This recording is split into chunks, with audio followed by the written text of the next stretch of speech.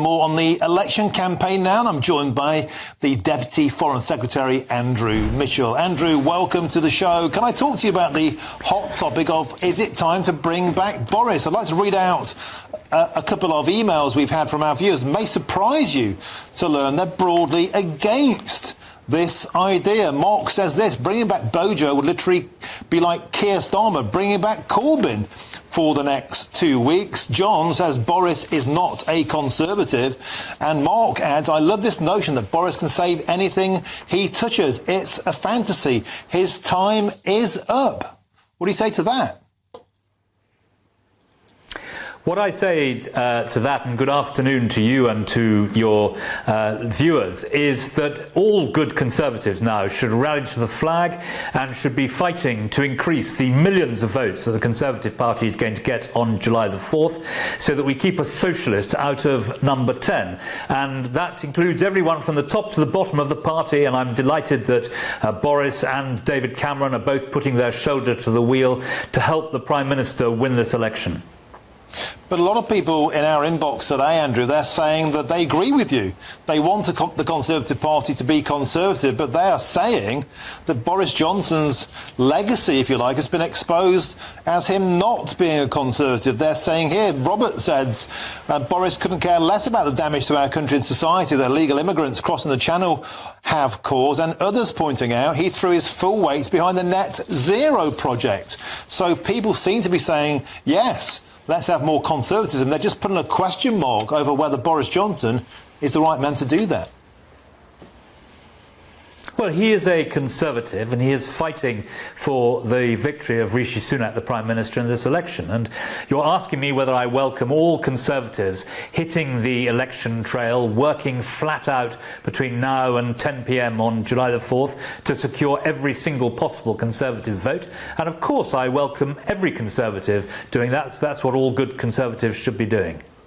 Can I ask you about another announcement that's been made this afternoon, and that's from the Reform Party leader, Nigel Farage, who said that he would abolish the BBC licence fee. It's fair to say that that proposition has garnered a huge amount of support from our viewers and listeners who feel that the BBC licence fee is expensive and outmoded. Many feel that the corporation is now biased against conservatism. Is that a policy? Nadine Dorries seemed to back it back in her day. Is that something you think that the Conservative Party should perhaps be looking at?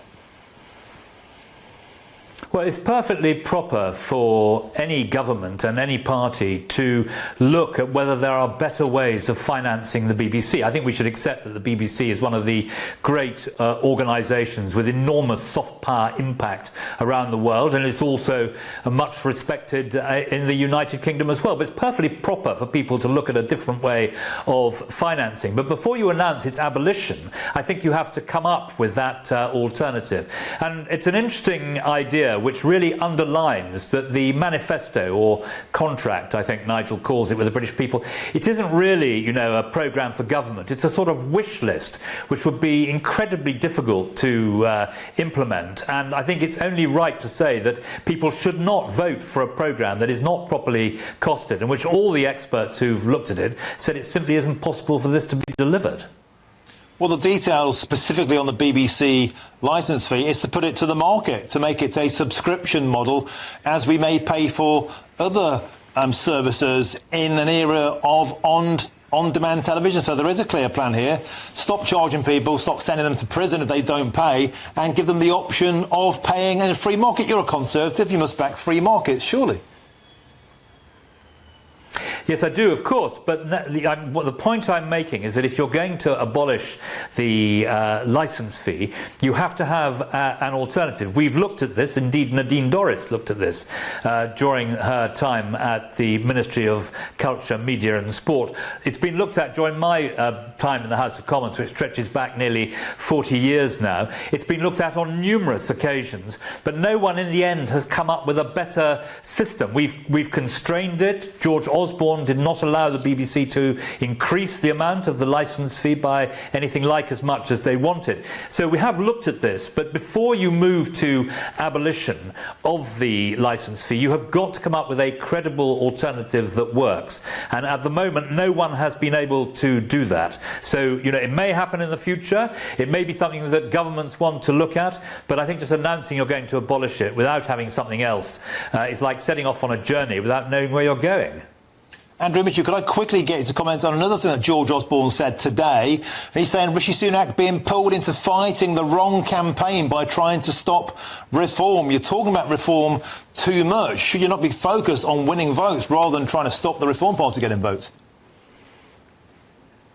Well, we are intent on trying to stop Labour getting into government without saying properly what they would do, with every danger, if the polls are right, of there being a very substantial socialist majority in the House of Commons. We're trying to make sure that all their policies are probed, and we are warning that a vote for reform, if you're on the centre-right, is a very self-indulgent act, because all it will do is put Keir Starmer into number 10. A vote for reform that would otherwise go to the Conservative Party is a vote to put Labour into government, and we're right to warn about that, but we're also right to probe their policies in every way we can.